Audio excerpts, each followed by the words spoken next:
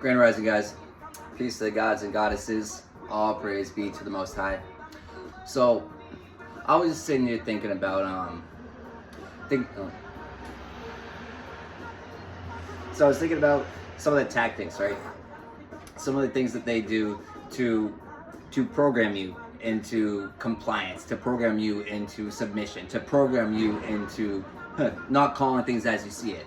Because a lot of us chosen ones, we're able to see through the veils, right, from early age, and so we don't see people. So as well, most other people will look at someone as, oh, that's a parent, that's a this or that, that's someone as an authority figure. You know, chosen ones, we call it how we see it. You know, if you're doing something that's not how it's supposed to be done, we're gonna tell you that's not how it's supposed to be done. It doesn't matter who you are. And that's, you know, intimidating, especially when I know from personal experience that there's been times when my son had some really good points and I had to sit back like, damn, okay, yeah, maybe I was wrong, you know. But a lot of people, it's a lot of people don't want to. They're not capable of putting themselves in a humbling state, because that's what it is. You got to humble yourself sometimes to be like, whoa, wait, I'm learning from my child. And that can be humbling, right? But a lot of people, that they're not capable of doing that. I know everything. You know, I'm the parent.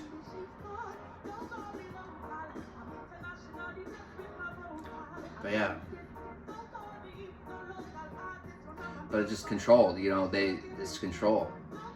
Sin-based religion, schooling, you know, just everything. Programming. That's why it's really important to reprogram your brain. Because if you don't reprogram your brain, you're still running off of old, outdated programs. Old, outdated. You're not going to get anywhere doing that.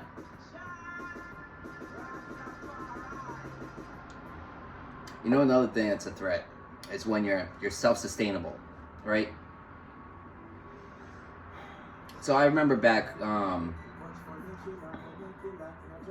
far back do I go with that? All right, well,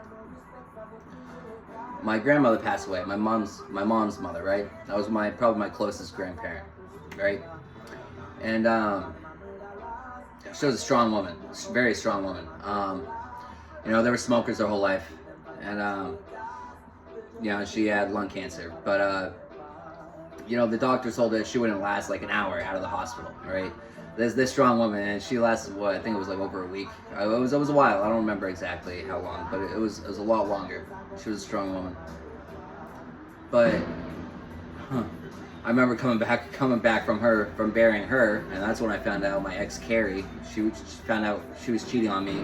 I literally got back from burying my grandmother to find out she was over at the hot tubs in Portsmouth cheating on me.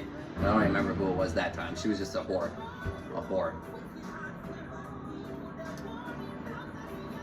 But then the money I got from when my grandmother passed away, I took that money, right? So I took that money and I was wise. I invested some of it because I was selling drugs, right? So I invested into my business. I bought a caddy. I bought a 1990 Cadillac Sedan DeVille, white with a blue rag top. Oh man, that thing was mint. It had the blue leather bucket seats in it. You could fit 3 big dudes in that back seat, and you could still have room for activities. Like, that thing was nice. I had a lot of fun with that. You know, of course, I was a young kid. I decked it all out, you know, spent a couple grand on a system and everything, of course. You know, I spent it stupidly, but I also invested some of it, right? But I used that money to invest into drugs, right? Mostly weed then. Yeah, so it's funny how a lot of the things always stem back to around Tammy. A lot of the big problems back then, Tammy. All your connection with everyone and everything. I remember after I moved out of Tammy's house, her bitch ass fucking boyfriend, Lucas Whedon. I remember he hit me up. Trying to, I think he was trying to just buy some smoke or something, right? But so Tammy had a camper outside of her mom's house then in Barrington on Berry River Road. And I showed up there. I remember I went into the camper, and this bitch ass pulled a knife on me and put it to my throat. He put the knife to my throat and he said, "Give me your money." I looked at the motherfucker right in the eyes and I said, "You better fucking kill me." And he hesitated for a second. I just remember, it was all hazy, but I remember I grabbed the knife and we were struggling for the knife, right? And I remember I cut one of my knuckles up because I was gushing blood. gushing blood. I was wearing a white and blue button up. I remember I took that off and wrapped my hand in it. But yeah, but I hit this motherfucker a couple times. This bitch ass fucking ran. This bitch ass pulled a knife on me, put a knife to my throat, tried to rob me, then ended up fucking running. What a fucking bitch. No, oh yeah, these little fuckers too. You little fuckers, who are all you? When the four of you fucking robbed me, Adam Raymond, bitch ass, biggest fucking phony fucking fake. Ooh, big tough Adam Raymond, yeah, right, you little bitch. Adam, Mike Burke, hit like a bitch. Kyle Lenz, would just runner. And then, who was that fourth one? Nick Wormwell, I think. But so back then, I was taking care of everyone, right? I had the best smoke around, and it was the cheapest. I made sure everyone was eating, right? So if you did me dirt, it's because you're a straight up piece of motherfucking shit. And these motherfucking pieces of shit. Who did I meet up with? I met up with Adam. I met up at Adam's house off of, what was that, Locust Street? When you were living off of there. And Nick, I think I met up with both of you or something like that. And then we went to Dover Point Road. That little convenience store, the back road out there. It was a little, some house right there is where you met up with. But I went up past and I parked on the side road that goes over with the bridge, the overpass for the highway. And I was sitting there. Who did I have with me there? I had someone with me. I think Sam Bergeron. There was someone that wasn't a fighter. I wasn't gonna do anything. I didn't expect them to do anything anyways. But what happened then? I don't remember. All I remember is they ended up taking my money, right? But they came back to the car. So Burke wasn't there at first. Burke was waiting at the house. And Burke came back to my car. And I didn't think anything of it. I rolled the window down and I was just like, yo, what's up? You know what I mean? Didn't think anything of it. Motherfucker sucker punched me, right? Sucker punched me. Didn't even leave a mark. Didn't even feel it, right? But then they opened the door and they tried pulling me out. And I remember going up, I was like pushing up against Sam and I'm fucking booting this motherfucker right in the fucking chest. I know, I bruised your whole fucking chest up. People told me I did. I bruised your whole motherfucking chest up, you bitch. All you bitches.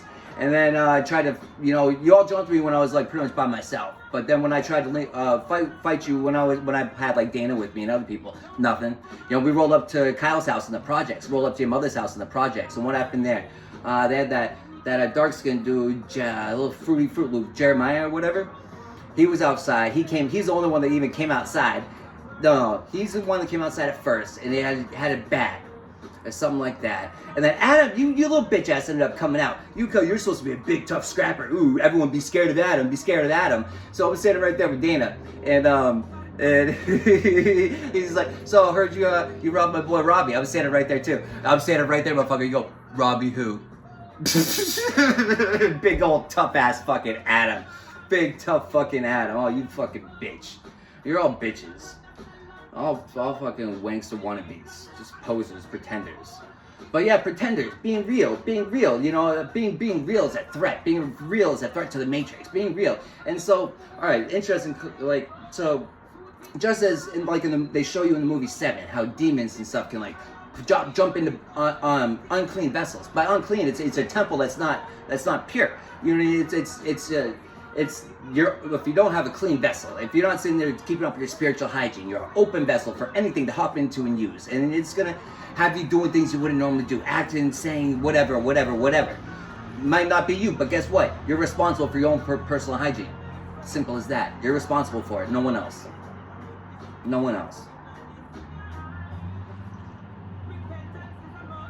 Repentance is a must. But these things, but unclean vessels, they hop in you. And they can use you.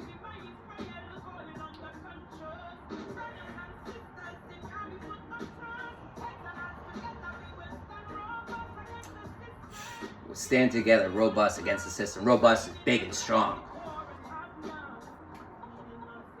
The truth is a threat to the system. The truth is it's a threat to the Matrix. The Matrix collapses with every truth that's spread.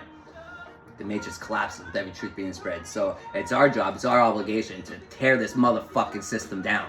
Tear this motherfucking system down with the truth. Open up your eyes. See the world for what it truly is. Take the fucking blinders off. It's an interesting fact too. So let's dive into the archive of random facts, also known as my brain. So there was this glass, I believe it was called Daikon glass, right? Daikon glass. And this Daikon glass gave you the ability to see into other realms, pretty much. So you can, so just as cats and other things can see other things, right? Into other dimensions and stuff, right? How this glass, when made into glasses, will give you that sight. I believe it could be two different stories. I might be confusing here. I'm not sure, but there was also another story about an Air Force pilot, right? They were flying, and they were using these. They were using a different type of there's a different type of night vision then, but I believe it was something had to do with the Daikon glass or something like that. But he was sitting there. They had the goggles on, right? And he just starts shooting. This motherfucker, he's on one of those guns, and he just starts shooting. He's going shoot all over the place, right? And everyone's like, well, they don't know what's going on because to them he's just shooting at nothing because they can't see what he sees. But this dude, he's watching all these demons and shit like flying in and everything at him, and it's like, but then they stopped using that, ironically, of course. But it's all this technology and stuff and information that's been suppressed. It's been suppressed. Oh, you want to say a prayer for that? You want to say a prayer for those people? Let's say a prayer for them. May all those who have knowingly suppressed information, for all those who have the blood on their hands, for knowingly taking the lives of innocent people, for doing nothing more than trying to spread the truth, for doing nothing more than trying to better humanity. May all those people, oh man, may the swift and mighty, firm fist of justice, oh, may it find them. May it find them, and may it smack those motherfuckers off the pedestal that they put themselves on. Oh, so be it. Ashe. Brimstone and fire is going to come raining down. All the veils of deception, all the liars, all the deceivers. All, they're going to be left behind. Babylon falls. Man. But with every truth that's spread, with every veil of deceit, this deceit that's removed, everyone, the matrix slowly collapses. And, so when you start waking up too, when you have an unclean temple, when these things can just hop into you, just as we also saw in the movie The Matrix, how, think about that, Agent Smith, how these spirits and stuff, these evil entities or whatever, they can hop right in, use you. They hop right in and use you for their will. Simple as that. You choose not to believe, you can choose to believe whatever the fuck you want to believe. I don't believe it to be true, I know it to be true.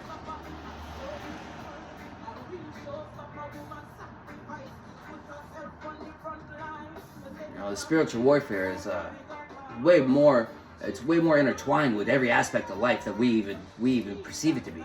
Well, a lot of people don't even perceive it to have any effect on any aspect of our lives. Well, that's the first mistake.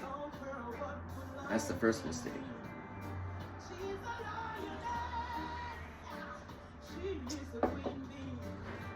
see what the ancestors have to say.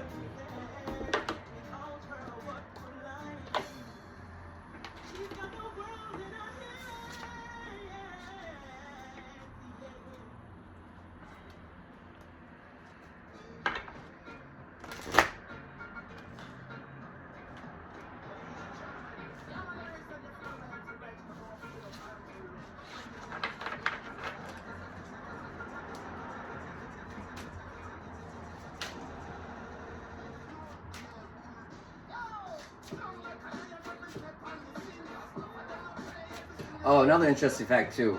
I was just going back to the suppressed information and knowledge and stuff. Like, so light bulbs, like there was a whole freaking committee that came together and they said our light bulbs are lasting too long. They don't break.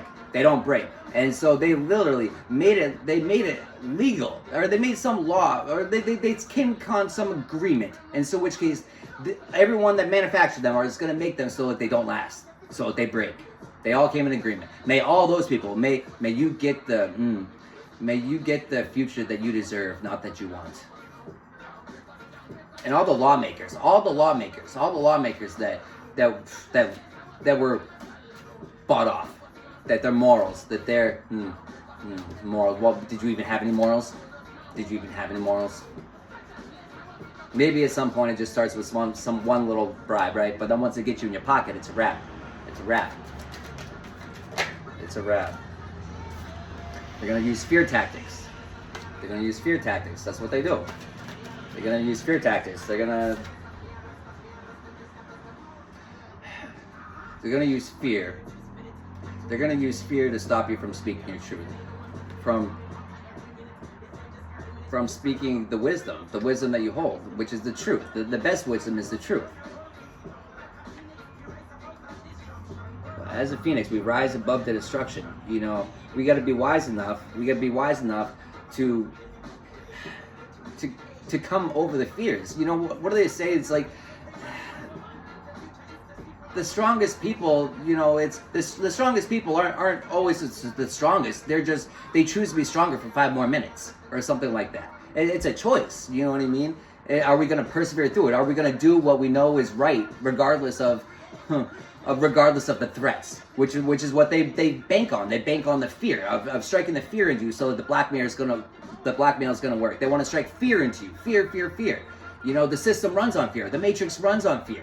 You know, these energy vampires, they run on fear. So if we suffocate them from the fear, if we suffocate them from the fear by doing the things that we're afraid to do, by doing the things that we're called to do, by doing the things that we're led to do, but we're too afraid to do it.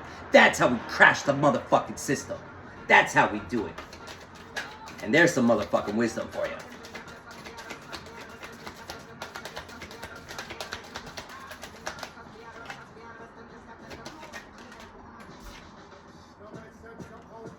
The enemy finds delight.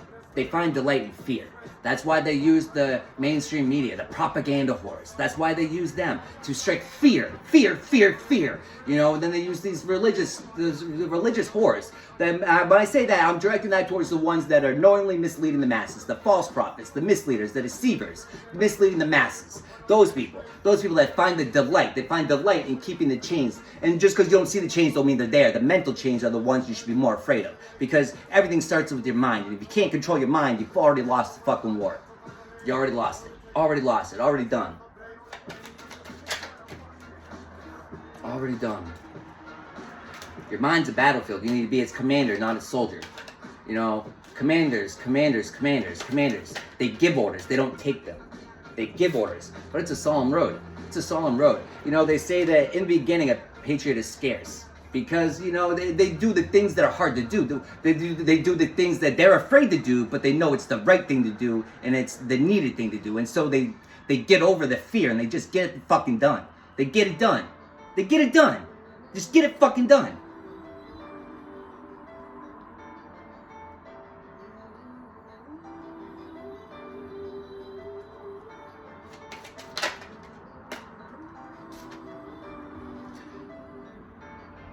A lot of people are too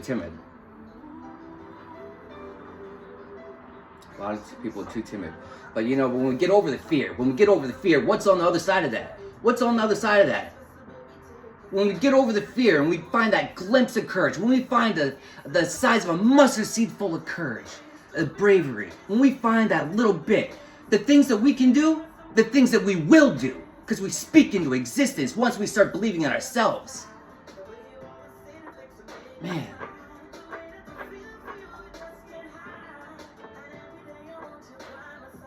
And every day I want you by my side, man. But there's no fear on walking the lonely road because you're not alone. You have all the most important people with you, walking, guiding every step you take. You're not alone. It's the fear of feeling alone that you think that you are.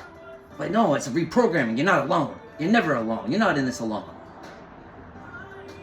You're not in this alone. I am waiting. Come carry me home. And the Most High's waiting. The Most High's waiting for you. The Most High's waiting for you. And stop looking to man to believe in some fictitious thing that's just, you just wait your time out. Nah. Put the fucking work in. Free yourself. Meet God yourself. Find the God in you. Work on your connection with the Most High. The Lord of Lords, the King of Kings, the God of Gods, the Most High. Do that and watch magic happen.